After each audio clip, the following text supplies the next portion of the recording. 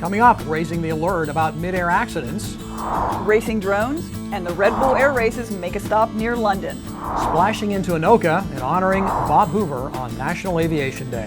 AOPA Live this week begins in just a moment. It's been called the most sophisticated single-engine airplane ever. But to the people whose loved ones are alive today, it's called a lifesaver. The Cirrus Airframe Parachute System, only from Cirrus Aircraft.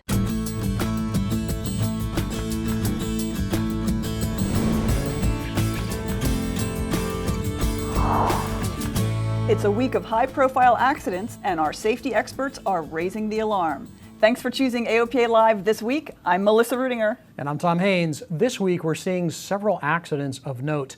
First in Indonesia, where an airliner with dozens of people on board plows into a mountainside. Then to France, where South African airshow pilot Nigel Hopkins had to bail out of his MX-2.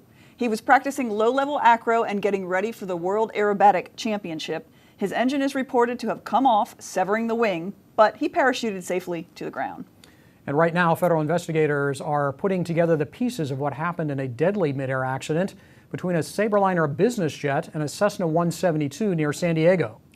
Local media is reporting that the 172 had been doing touch and goes shortly before the aircraft collided head-on about 2 miles from the field. This is just the latest mid-air we've seen in the past year. You'll remember an accident between an F-16 and a Cessna 150 back in July.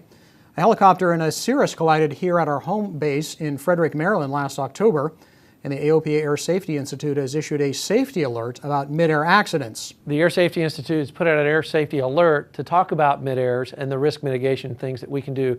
One, and first and foremost, is make sure you're getting flight following to the maximum extent possible.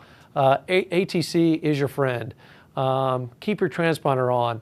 In the terminal area, 50% of the accidents, the mid-airs that occur, happen within 5 miles of an airport. So when you're within, in that terminal environment or within 5 miles of an airport, hypervigilance for looking out, making sure you know who's around you, build that situational awareness, keep your lights on bright. All of these things have a cumulative effect to help mitigate that risk. You can find the safety alert in this week's ePilot newsletter. Third-class medical reform has a new supporter. The 2 senators from the state of Minnesota received this letter from the president of the Minnesota Pilots Association. The letter pleads with them to sign on to the Pilots' Bill of Rights too. The letter's author knows a thing or two about aviation medical issues. Dr. Randall S. Korfman, PhD, MD, is an aviation medical examiner. He's taking the lead in educating his elected officials and fellow AMEs. One of the concerns and frustrations I've had with the aviation medical examination community is the fact that they are representing this as pilots will fall out of the sky if this legislation goes through. And I think that there's not a shred of data to support that. To the contrary, as physicians, we're supposed to be taking medical literature, the scientific literature that's available to us, and evaluate it and come up with some conclusions for recommendations for our patients. So with that scenario, given the light sport aircraft experience, I don't know how a rational physician could look at that information and come up with the conclusion that there is something very negative about to happen if this legislation passes. Follow Dr. Korfman's lead and write your senators and congressmen. Urge them to support third-class medical reform. Find more information under the Advocacy tab at aopa.org. Well, speaking of Minnesota pilots, our regional fly-in at Anoka County Blaine Airport is this weekend near Minneapolis. In addition to the usual fly-in festivities, attendees will have a chance to get close up with seaplanes. Surfside Seaplane Base will be a main attraction at the fly-in, and AOPA Live's Josh Cochran shows us the base. In the land of 10,000 lakes, a seaplane provides the ultimate freedom to explore. Surfside Seaplane Base in Lino Lakes, Minnesota is a great place to start. Considered the second busiest seaplane base in the country, Surfside opened in the mid-1940s. Bruce Hansen has been an owner since the 70s. It's been a lot of fun. Met a lot of nice people, made some lasting friends, lifelong friends with a lot of them. Surfside is home to Adventure Seaplanes, a flight school offering float plane training. Getting a seaplane rating as a private pilot is a pretty quick process. Takes an average of 6 to 8, sometimes 10 hours if you really want to learn and be a proficient float pilot. Chase Michaelitz just completed his float plane training. It's been a lot of fun. There's so many lakes around Minnesota here. We just bounce around to different lakes. We probably went to 10 or 15 different lakes today. Surfside is where AOPA President Mark Baker got his seaplane rating. I met Mark here back in 1995, and I think I'd had my float started instructing about 2 days earlier. So Mark was literally my first or second student that I ever had. In addition to the training, Brian leads group trips up north to see wildlife and go fishing. We see a lot of polar bears going up the Hudson Bay coast. Churchill is one of our favorite stops. If anybody hasn't done that, I'd definitely put it on your to-do list. And as we go further north, all the caribou, muskox, beluga whales, the scenery and the wildlife is incredible. Visitors to the Minneapolis Fly-In will get to experience seaplane flight firsthand. Friday through Sunday, we're going to have available intro flights for pilots. We're going to have 4 float planes, 172, 180, 185, and a de Havilland Beaver. It's the small percentage of pilots that have a float endorsement. We highly suggest that you get one soon. Josh Cochran, AOPA Live. Surfside is hosting the Barnstormers Party on Friday night, featuring great barbecue and an aerial demonstration by John Klatt. And if you're flying into Anoka, make sure you download the procedures and understand them. You can find the information you need to stay safe in the air at aopa.org/fly-in. Well, it dates back to the year that AOPA was founded, and it's cause for celebration. In 1939, President Franklin D. Roosevelt proclaimed August 19 as National Aviation Day to help celebrate the development of powered aviation.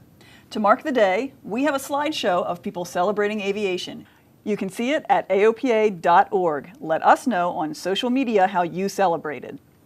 And a congressional celebration of the greatest living pilot.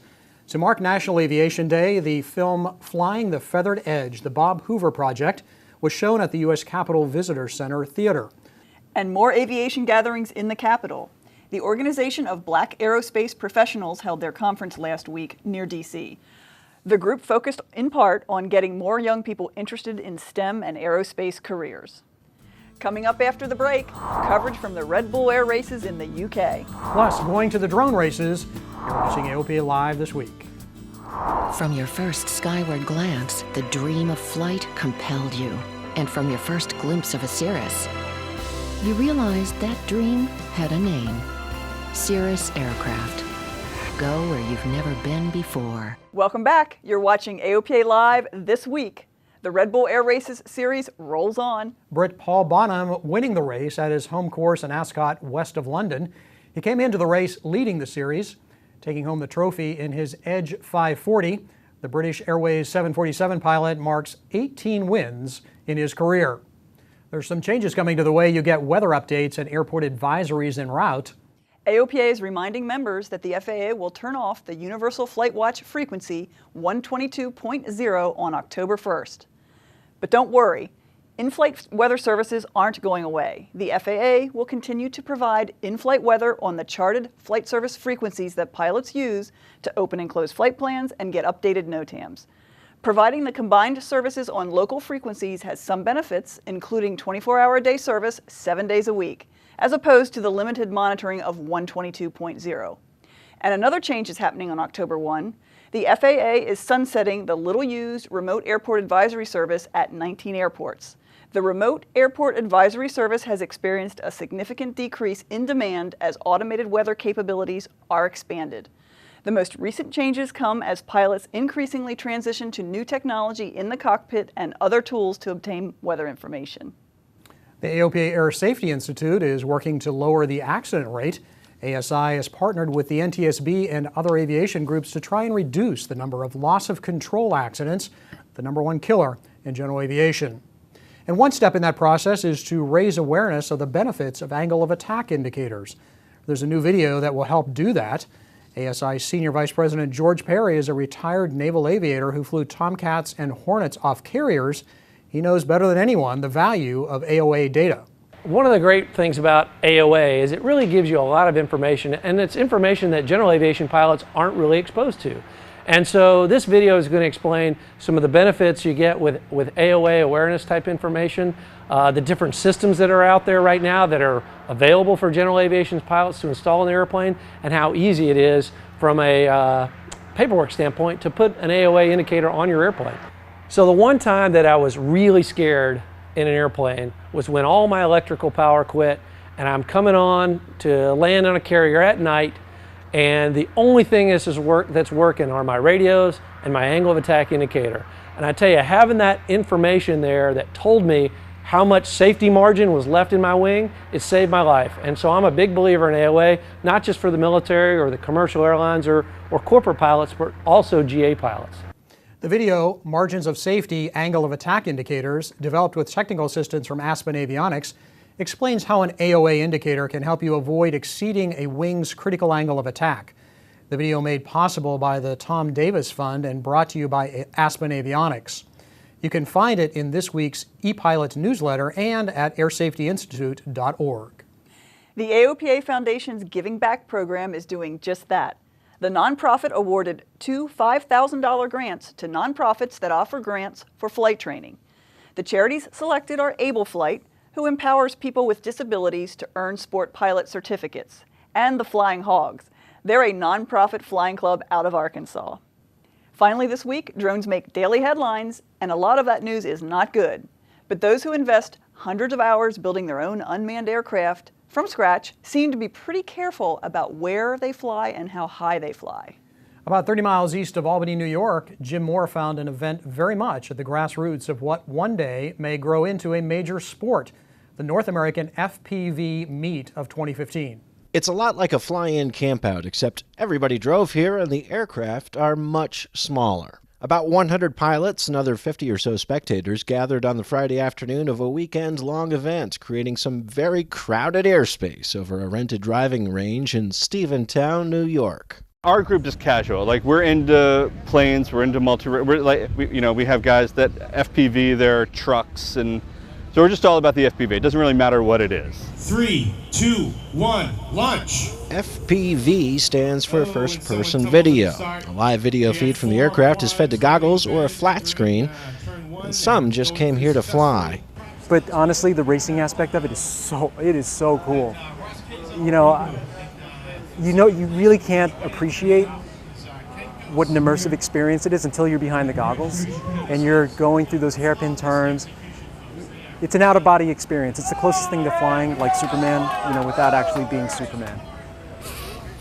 Oh, and someone goes down in the back straight. I see some green props in the air. Crashes are frequent, and obstacle avoidance is a special challenge. Finishing the race is more than half the battle. J.C. Mosey in first place. The autonomous stuff is cool, but being able to see, sit in the pilot seat and, run the gauntlet and, explore different places, and I'm a tinkerer. I like the electronics aspect of it and tinkering. The first quad took 400 hours to do. The second quad took maybe about 100 hours to do. The last quad that I built, that Emax Nighthawk 250, took me 6 hours.